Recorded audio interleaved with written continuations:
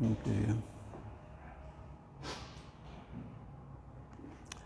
No trecho que nós lemos responsivamente, há lições preciosas para nós. Uma delas é que é interessante observar como é que Deus, na sua providência, trabalha na vida dos seus filhos. Quando eu estava escolhendo esse texto para a nossa leitura responsiva, eu estava imaginando ali a mãe de Moisés, Joquebede. Ela já deve ter sentido o seu coração triste, porque por um tempo foi possível esconder Moisés, mas depois não foi mais. E agora ela tem uma outra ideia. A primeira foi de esconder o seu filho com um risco de morte. A segunda foi de fazer um cesto, embetumá-lo e colocar nele o seu filho. O que poderia acontecer? É claro que ela sabia que a filha de Faraó banhava-se naquele rio, mas poderia ela de fato ter a esperança de que a filha de Faraó acolheria o seu filho? Eu creio que um dos grandes problemas nosso, ou pecado nosso, é de ler a palavra de Deus e achar que as coisas são normais. É assim que ia acontecer mesmo, pronto, acabou. Não. Mas imagina a mãe ali. E o mais interessante é que Deus, na sua providência, não apenas preservou a vida daquela criança, mas fez com que ela fosse educada no palácio do Faraó. E Moisés foi educado em toda a cultura da época. Propósitos de Deus. Propósitos maravilhosos. Paulo se orgulhava de Timóteo. Um homem fiel a Deus, fiel à palavra do Senhor. Mas é interessante que ele menciona duas gerações de Timóteo. A sua avó, Loide, e a sua mãe, Eunice. E Paulo chama essas mulheres de mulheres de fé. E elas ensinaram Timóteo no caminho do Senhor. O trecho que eu vou ler agora aos irmãos, 1 Samuel, capítulo 1, dos versos 1 a 20, também fala da história de uma mulher, que também foi mãe de um grande homem. Eu gostaria que os irmãos acompanhassem primeiro livro de Samuel, capítulo 1, versos 1 a 20.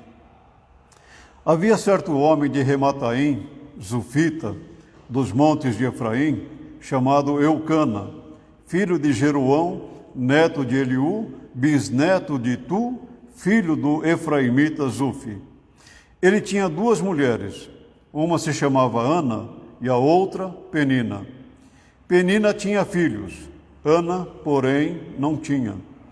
Todos os anos, esse homem subia da sua cidade a Siló para adorar e sacrificar ao Senhor dos exércitos. Lá, Rofini e Finéias, os dois filhos de Eli, eram sacerdotes do Senhor. No dia em que Eucana oferecia sacrifícios, dava porção à sua mulher Penina e a todos os filhos e filhas dela. Mas a Ana dava uma porção dupla, porque a amava, apesar de o Senhor tê-la deixado estéril. E porque o Senhor a tinha deixado estéril, sua rival a provocava continuamente, a fim de irritá-la. Isso acontecia ano após ano. Sempre que Ana subia à casa do Senhor, sua rival a provocava e ela chorava e não comia. Eucana, seu marido, lhe perguntava: Ana, por que você está chorando? Por que não come? Por que está triste? Será que eu não sou melhor para você do que 10 filhos? Certa vez, quando terminou de comer e beber em Siló, estando o sacerdote Eli sentado numa cadeira, junto à entrada do santuário do Senhor, Ana se levantou e com a alma amargurada chorou muito e orou ao Senhor. e fez um voto dizendo: Ó Senhor dos exércitos, se tu deres atenção à humilhação de tua serva, te lembrares de mim, e não te esqueceres da tua serva, mas lhe deres um filho, então eu o dedicarei ao Senhor por todos os dias de sua vida, e o seu cabelo e a sua barba nunca serão cortados. Enquanto ela continuava a orar diante do Senhor, Eli observava a sua boca. Como Ana orava silenciosamente, seus lábios se mexiam, mas não se ouvia a sua voz. Então Eli pensou que ela estivesse embriagada e lhe disse: Até quando você continuará embriagada? Abandone o vinho. Ana respondeu: Não se trata disso, meu senhor. Sou uma mulher muito angustiada. Não bebi vinho, nem bebida fermentada. Eu estava derramando a minha alma diante do Senhor. Não julgues a tua serva uma mulher vadia. Estou orando aqui até agora por causa da minha grande angústia e tristeza. Eli respondeu: Vá em paz, e que o Deus de Israel conceda a você o que pediu. Ela disse: Espero que sejas benevolente para com a tua serva. Então ela seguiu seu caminho, comeu, e seu rosto já não estava mais abatido. Na manhã seguinte, eles se levantaram e adoraram ao Senhor, e então voltaram para a casa em Ramá. Eucana teve relações com sua mulher, Ana, e o Senhor se lembrou dela. Assim, Ana engravidou e no devido tempo deu à luz um filho e deu-lhe o nome de Samuel, dizendo: Eu o pedi ao Senhor. É uma passagem bastante conhecida, mas ela sempre nos ensina lições as mais maravilhosas para a nossa vida. Ana, em hebraico, significa graça. Mas é interessante nós olharmos para isto e pensar assim: mas onde é que estava a graça de Deus na vida de Ana? Era uma vergonha para ela, uma humilhação para ela, especialmente no contexto da época, ela não poder ter filho. Onde é que estava a graça de Deus na vida de Ana? Mas o tempo de Deus sempre é maravilhoso. Uma outra coisa que nós podemos ver na vida de Ana é a seguinte: como é que você reage diante das provocações? Quando alguém provoca você, como que você reage? Pense na cena da seguinte forma: Ana subia com seu marido, que era também marido de uma outra mulher, sobem ao templo, e essa mulher provoca, irrita Ana, e faz de uma forma em que ela realmente sabia que atingiria Ana. É como se ela estivesse dizendo assim: olha, está vendo, eu tenho filhos, você não tem. Eu sou abençoada pelo Senhor, você não é. Dá para sentir um pouco realmente aquilo que vai no coração de uma pessoa assim. Mas uma outra coisa interessante é pensar no seguinte: eu tenho medo de fazer votos. Medo que eu digo assim, eu não gosto de fazer votos impensadamente e refletidamente. Eu não gosto de me comprometer a alguma coisa e depois não fazer. Mas será que nós somos fiéis ao Senhor em nossos votos? Será que nós realmente, quando fazemos os votos, sabemos o que estamos fazendo? Ana fez um voto ao Senhor. Poderia ela, de fato, cumprir o voto? Uma das coisas maravilhosas que nós temos na palavra de Deus é que ela não esconde os pecados do seu povo. O relato que eu li aos irmãos apresentam várias situações que não são do agrado de Deus. Por exemplo, Eucana, um homem, ter duas mulheres. A poligamia nunca foi de acordo com o propósito de Deus. Deus estabeleceu o casamento para que ele fosse monogâmico, entre um homem e uma mulher apenas. E muitas vezes nós ouvimos falar assim, mas Abraão tinha mais de uma mulher, Davi teve muitas, Salomão teve muitas, mas todos eles pecaram contra Deus. Todos eles sofreram consequências em suas vidas por causa disso. O fato deles terem cometido isso não significa que Deus estivesse abonando o pecado deles. Mas, na verdade, Deus está expondo o pecado deles. E o lar de Ana era um lar assim. Era um lar que havia já, de início, esse pecado. Um homem com duas mulheres. Todavia, quando nós lemos ainda, podemos ver Deus abençoando, apesar do pecado de Eucana, de Ana e de Penina, Deus abençoando. E Deus deu a Ana um privilégio maravilhoso de ser mãe, e ela foi mãe não apenas de Samuel, mas teve outros filhos, e foi mãe de um dos maiores homens de Israel, um sacerdote, um juiz, e aquele que introduziu na nação de Israel a monarquia. Mas eu quero primeiramente trabalhar com os irmãos sobre Ana e ver o caráter dessa mulher, a personalidade dessa mulher.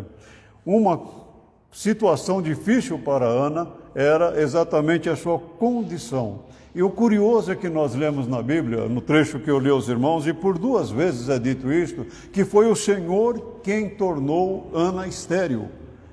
Ora, nós sabemos que Deus tem os seus propósitos, sabemos que Deus realiza todas as coisas segundo a sua vontade, mas nem sempre nós conseguimos compreender a ação de Deus de imediato.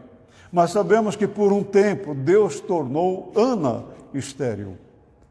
E isso a entristecia profundamente. E isto a deixava muito abatida e angustiada. E isto mostra também para nós uma coisa. Embora Ana vivesse em pecado no seu casamento, por ser uma das mulheres de Eucana, ela não confessa pecado aqui. A sua tribulação não era por causa de algum pecado não confessado, mas era por uma realidade na sua vida. Deus não havia lhe dado ainda a alegria de ser mãe. Então, a oração de Ana é a oração de uma alma atribulada, de uma alma angustiada, de uma alma que derrama o seu coração ao Senhor. E é interessante para nós atentarmos para isto, porque, embora ela fosse provocada por Penina, ela não reage às provocações dessa mulher, ela não reage às insinuações de Penina, mas ela mantém o seu coração firme, o seu coração seguro nas mãos de Deus. Eu não sei se os irmãos já foram provocados, mas certamente nós somos provocados. Como é que nós reagimos? Como é que nós nos colocamos diante de provocações? A Ana, ela simplesmente descansou no Senhor Deus. Ela não partiu para uma agressão em relação a Penina, nem nada. Ela poderia dizer, olha, o meu marido, que é o seu também, ele me ama mais do que você. Eu quero fazer um parênteses aqui e dizer aos irmãos, eu não sei como que isso é possível, um homem amar 2 mulheres ao mesmo tempo. Confesso que eu tenho dificuldade de entender isso. Mas o fato é que ela poderia dizer, o meu marido me dá uma porção dobrada. Meu marido me dá mais atenção do que para você. Mas ela não fala nada. Ela simplesmente se coloca nas mãos de Deus. E Ana demonstra na sua vida firmeza em Deus, segurança em Deus, apesar de passar por constantes humilhações. Ana era uma mulher de oração. Os capítulos 1 e 2 de Samuel evidenciam isto. Primeiro, ela ora angustiada, ela ora com um coração atribulado, ela ora colocando diante de Deus aquilo que realmente machucava o seu coração. No capítulo 2, quando ela ora, é uma oração de ações de graças a Deus por aquilo que Deus havia feito na vida dela, pela maneira como Deus atendeu à sua oração e pela maneira como Deus agiu na vida dela.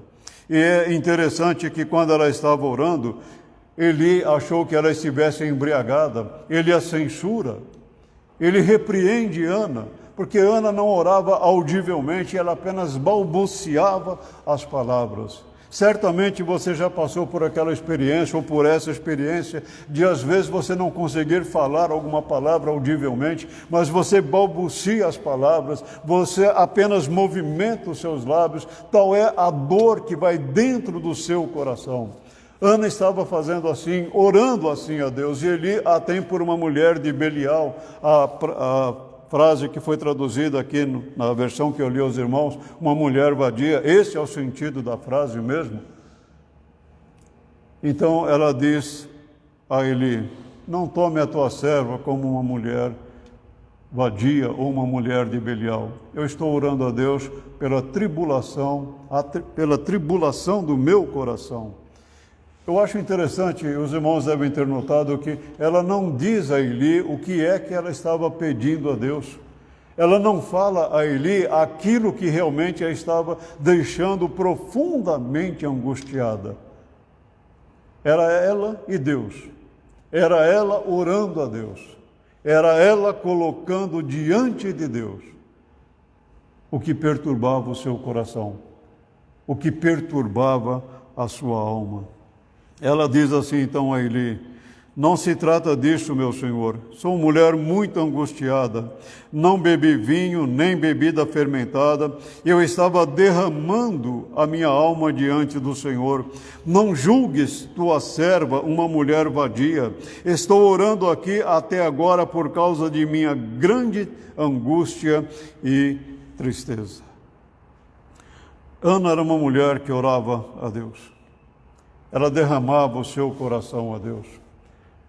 Eu quero fazer um paralelo, embora não fosse na mesma circunstância, mas olha a angústia de uma mãe.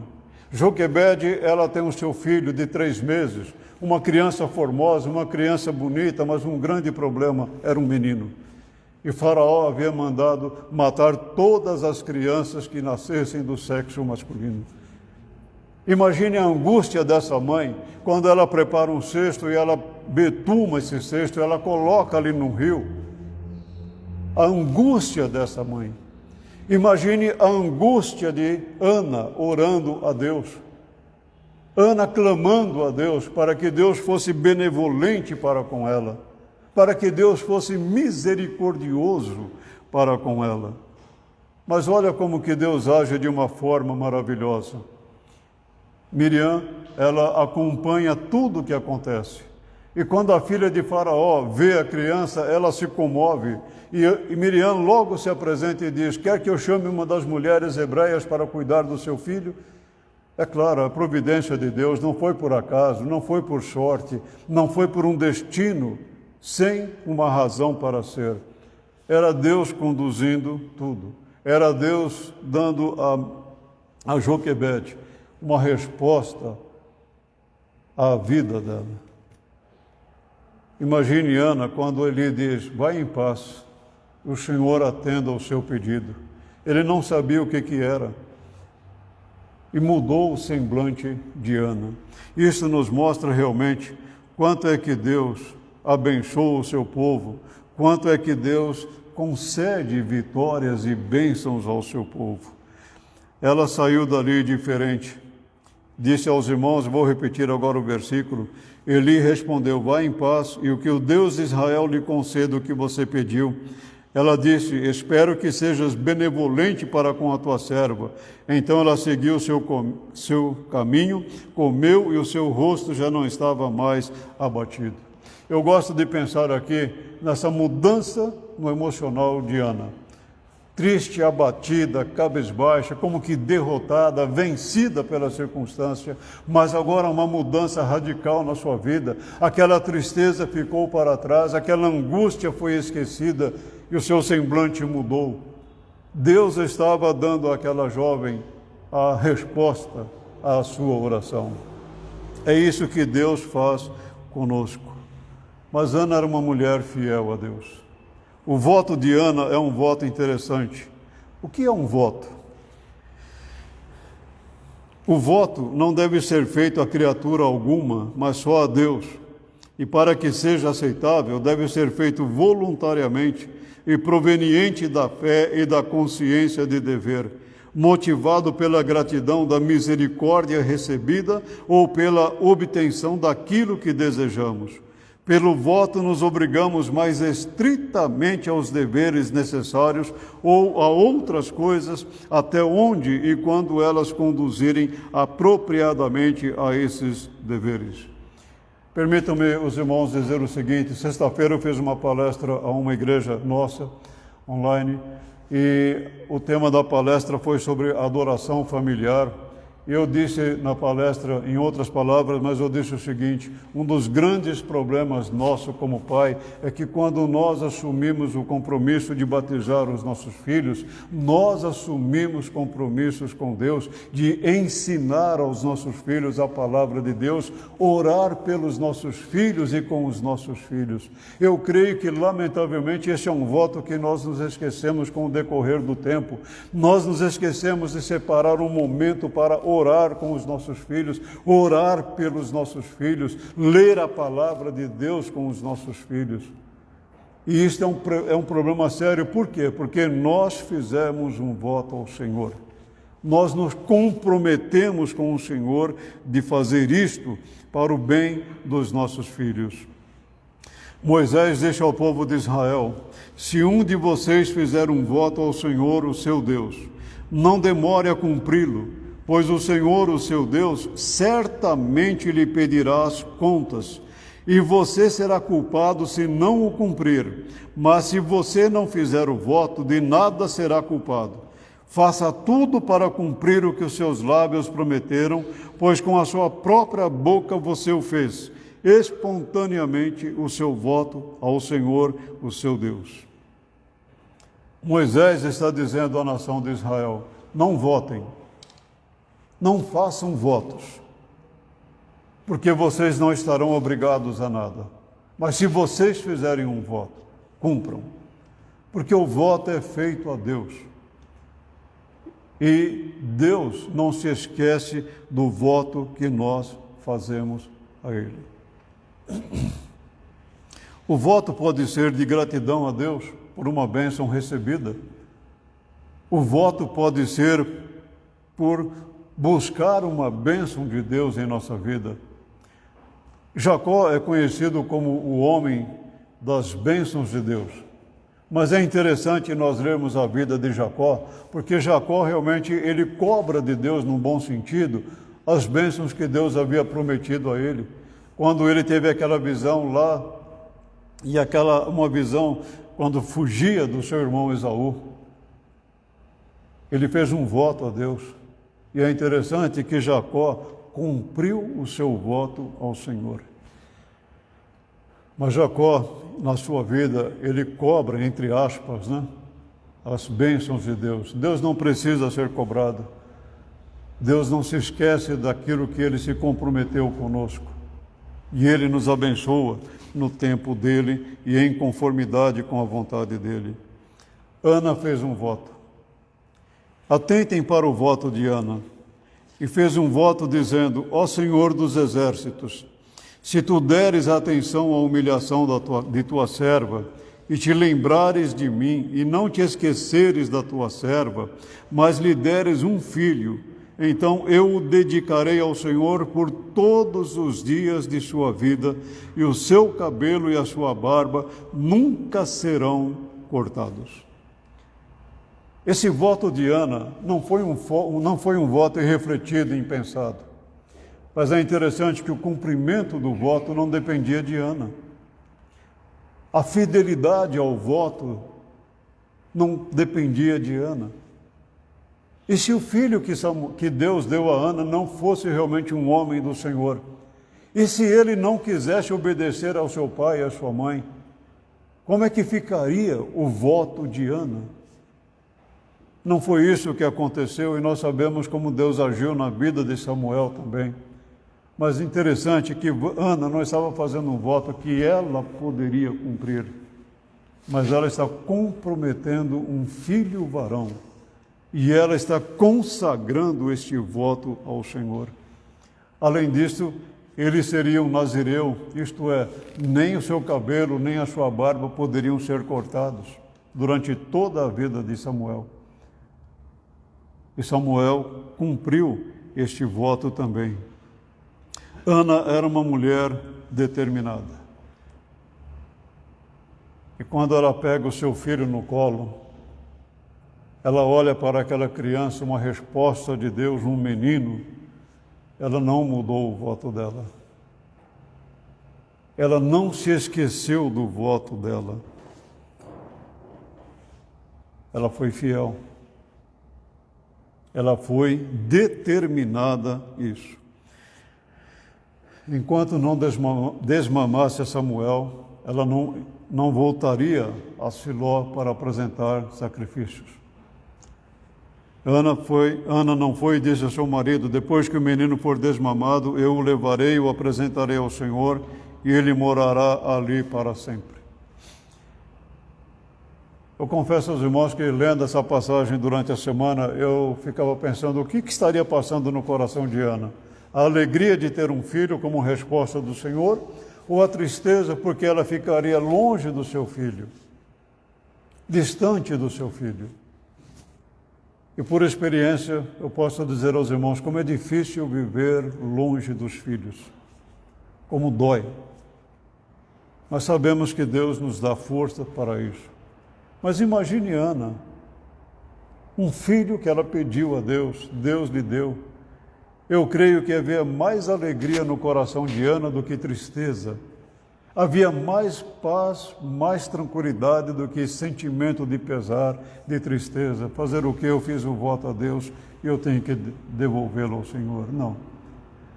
E nós vemos quando ela se apresenta diante de Eli, ela disse assim, e ela lhe disse: meu Senhor, juro por tua vida que eu sou aquela mulher que esteve aqui ao teu lado, orando ao Senhor. Era este menino que eu pedia, e o Senhor concedeu-me o pedido. Por isso, agora, eu o dedico ao Senhor, por toda a sua vida será dedicado ao Senhor, e ali adorou o Senhor. Não há ressentimentos em Ana, não há tristezas no coração de Ana, não há nem mesmo aquela melancolia no coração de Ana. Há uma mulher grata a Deus. Há uma mulher que demonstra sua fidelidade a Deus. Deus não apenas tirou minha humilhação, mas Ele atendeu ao meu pedido, dando-me um filho.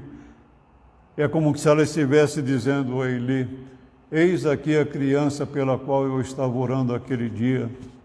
O Senhor me deu, mas agora eu devolvo ao Senhor Deus, para que ele fique aqui com o Senhor e ele seja educado na palavra do Senhor. Ana nos dá um exemplo maravilhoso de fidelidade a Deus, de temor a Deus. Em seu cântico, no capítulo 2, verso 2, Ana disse assim: não há ninguém santo como o Senhor, não há outro além de ti, não há rocha alguma como o nosso Deus. É um cântico de uma pessoa temente a Deus. É o cântico de uma pessoa que ama a Deus e que serve a Deus com todo o coração e com toda a inteireza em sua alma. Disse aos irmãos há pouco, Deus não esconde os pecados dos seus filhos, porque eles servem para nós de exemplo daquilo que nós não devemos fazer. Mas Deus ressalta também aquelas pessoas que andam no temor dEle, para que também sejam exemplos para nós. Neste Dia das Mães, em que muitas mães recebem seus prêmios, aliás, seus presentes, justo, merecido, Mas há uma coisa interessante, talvez muito mais do que os louvores desse dia, são os louvores de uma vida toda. Quando os filhos honram, vamos pensar mais aqui agora nas mães, honram suas mães todos os dias. Ontem viralizou na rede internet uma mulher carregando a sua mãe idosa num país, eu não me lembro agora qual o país, colocou sua mãe nas costas e foi levar sua mãe já idosa, com mais de 80 anos, para ser batizada, para ser vacinada, para ser vacinada. Viralizou, chamou a atenção, mas é interessante, deveria ser uma coisa comum, a filha honrando a mãe. Mas no momento em que nós vivemos, chama a atenção realmente.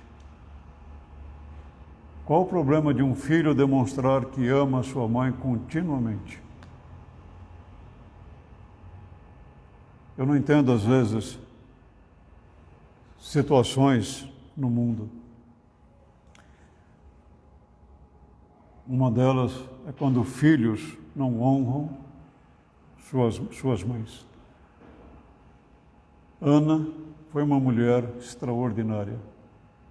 Embora nada mais nos é dito a respeito de Ana, do relacionamento de Samuel com a sua família ali, nós sabemos que Samuel foi um homem temente a Deus.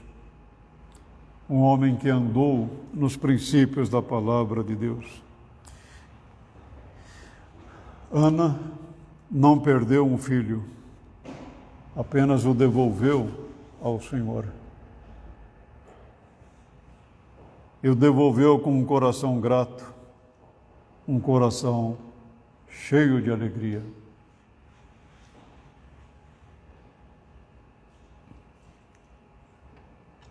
Pense em Joquebede.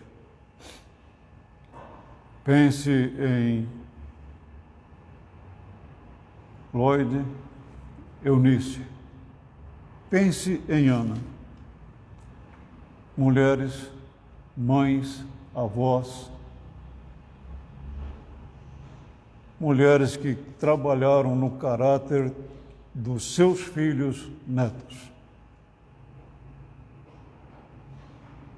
na formação dos seus netos, dos seus filhos.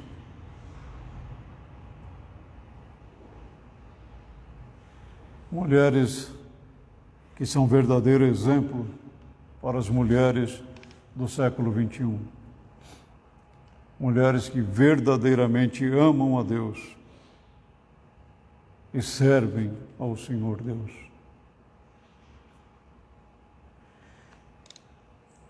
Ana não foi apenas uma mulher de oração, uma mulher de firmeza nos princípios da palavra de Deus, fiel aos votos feitos ao Senhor.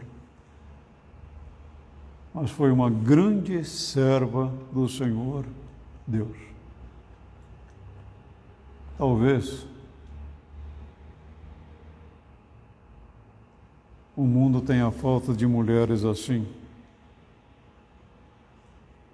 Mulheres virtuosas, mulheres firmes, mulheres fiéis a Deus. Eu sei que Deus tem as suas Anas, as suas Joquebedes, Lloydes e Eunice na sua igreja. Mulheres que oram a Deus, intercedem a Deus pelos seus filhos, mas que também são grandes exemplos de pessoas tementes a Deus, tementes ao Senhor Deus. Por isso, a nossa palavra final é que todas as mães que temem a Deus